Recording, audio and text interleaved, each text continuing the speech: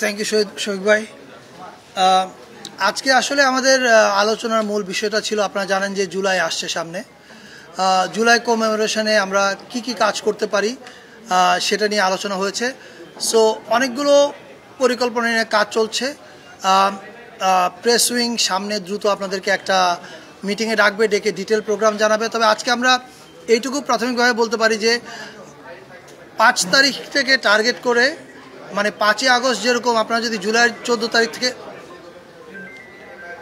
একটু কথা না বলি ভাই, ওকে,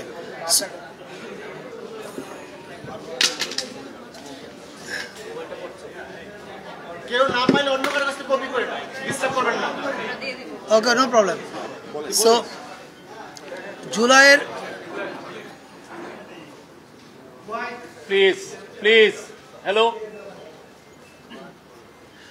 জুলাইয়ের 1 তারিখ থেকে আমাদের কর্মসূচি শুরু হবে, কিন্তু মূল ইভেন্ট কিক অফ হবে জুলাইয়ের 14 তারিখ থেকে এবং এটা চলবে 5 আগস্ট পর্যন্ত।